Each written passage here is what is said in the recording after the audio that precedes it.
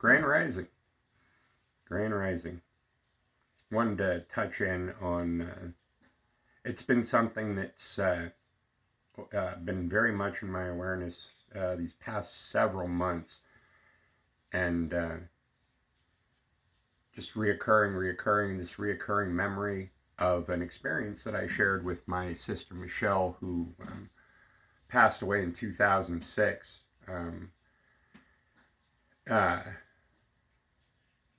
And prior to that, I had, I'm going to be talking about my addiction and recovery with alcoholism, straight up alcoholism. I'm not I was not the sort that was a binge drinker or a social drinker. I didn't start out necessarily as an alcoholic, but it definitely progressed and got a foothold, and it took over my life. And 2001, I was about 35 years old. I started drinking when I was about 14, and around 35-ish, it was time. It was time. And I'm not being melodramatic when I say that it was killing me. And I knew that if I continued on that path, it was going to kill me. The absolute vulgar quantities that I was consuming was mind-boggling. And I knew it was going to kill me. And I got sober. But let's not confuse sobriety with wellness necessarily. Because when I got sober, I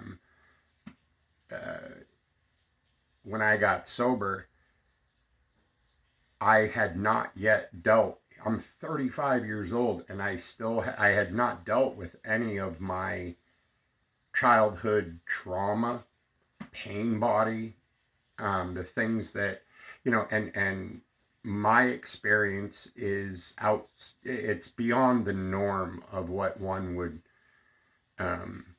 my childhood experience is outside the mainstream of what we think of abuse. It was extreme. It was extreme.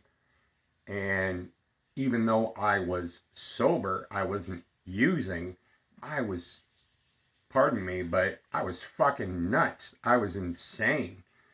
To have the anesthesia of the alcohol now removed, being clean and sober, I was experiencing my trauma like salt on a wound. It was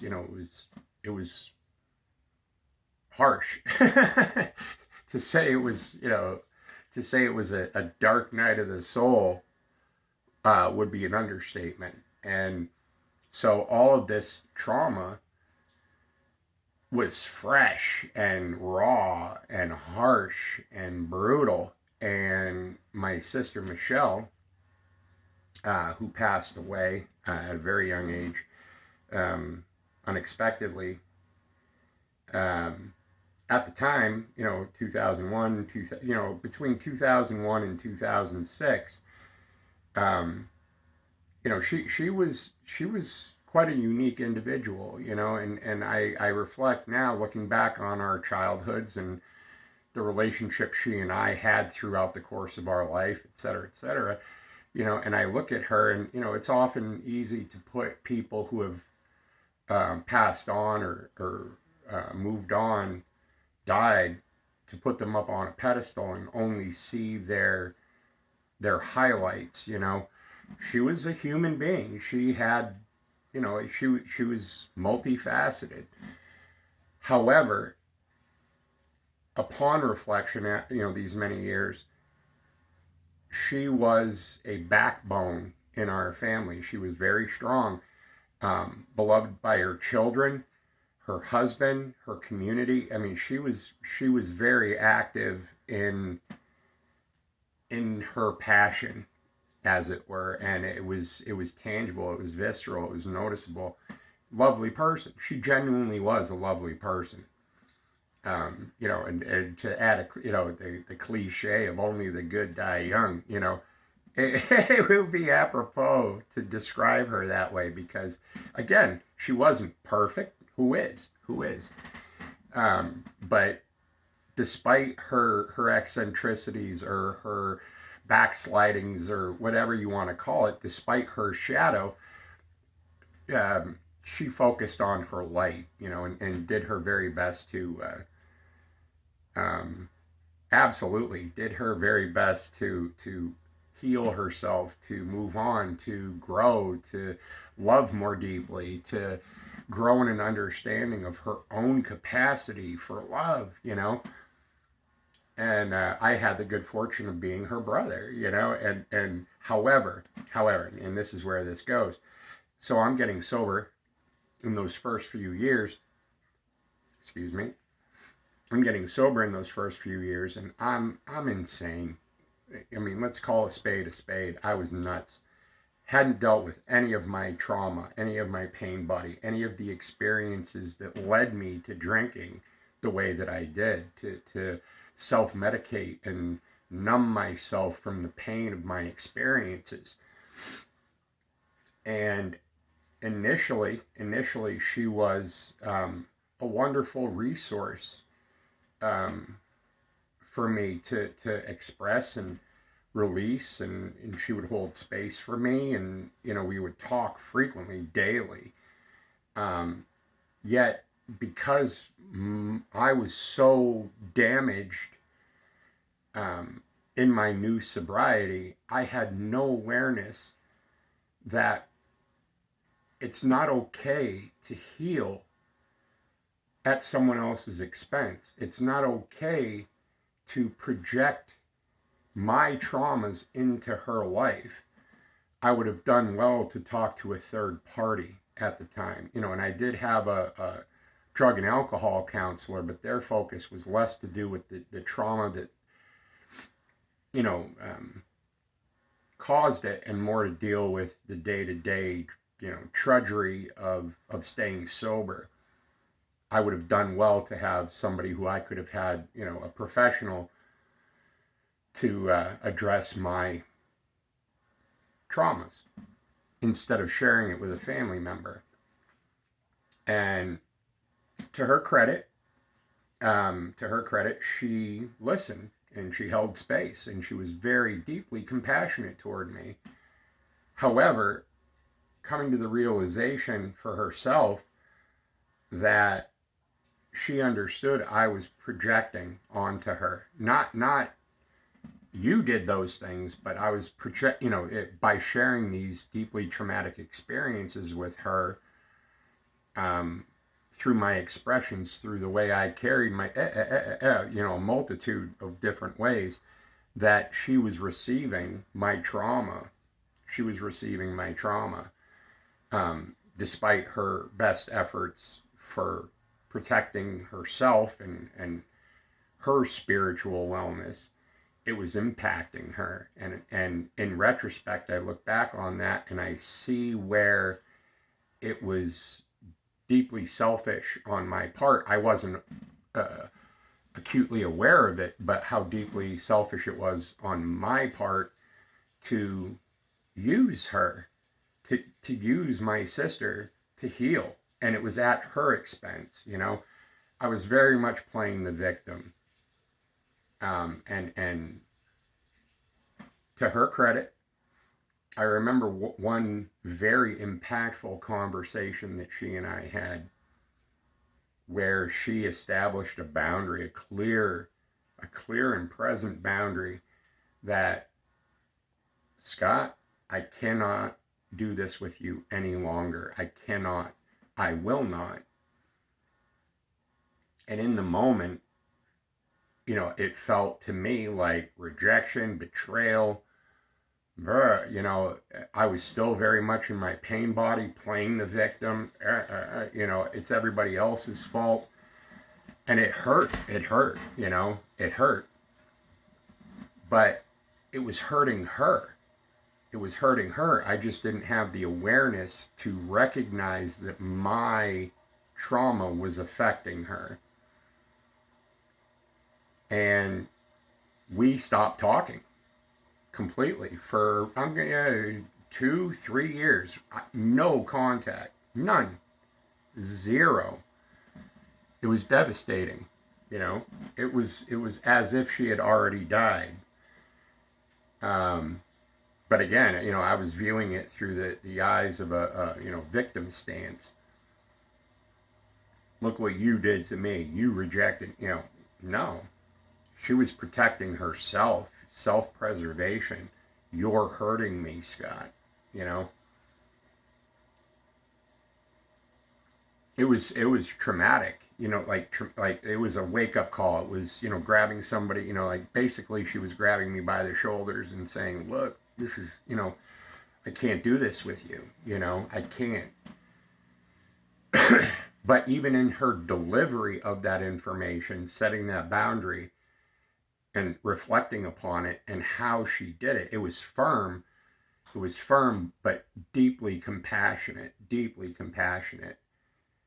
I would come to find out after her passing, and it was a miracle. It was a miracle. It was amazing. But the depth of her compassion for me, trying to understand and how best to support me, and what did I genuinely need, not what I thought I needed, not what she thought I needed, but what I genuinely needed. Um, for my own wellness. And she went as far as to research and find a book.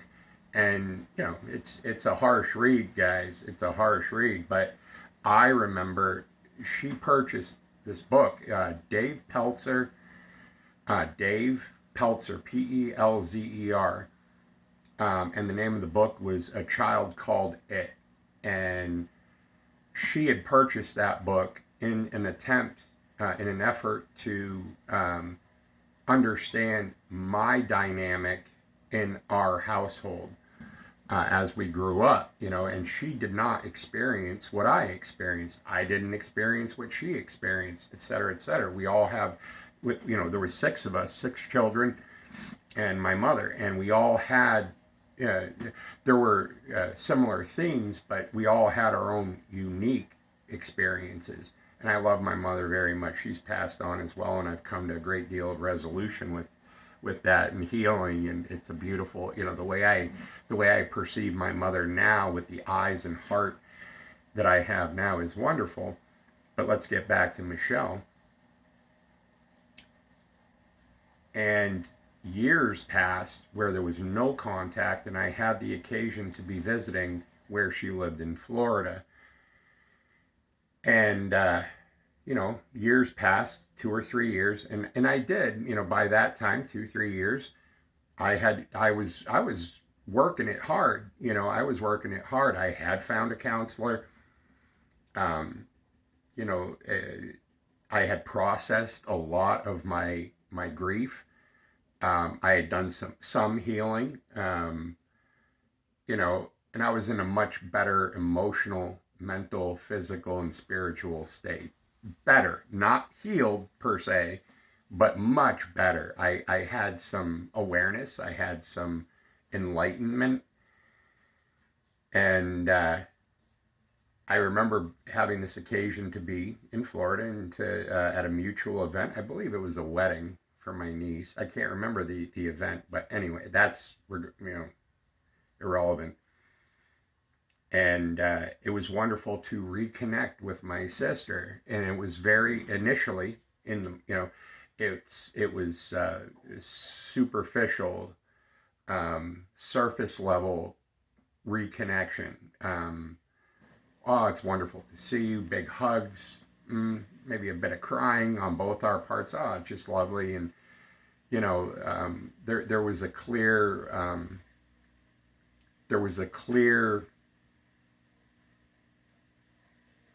openness that we both shared. And we had the good fortune. We went to do groceries, and there was a very close beach nearby, Hudson Beach in Hudson, Florida.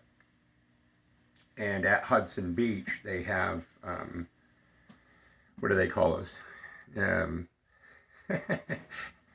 Covered picnic areas, and it'll come to me later, whatever.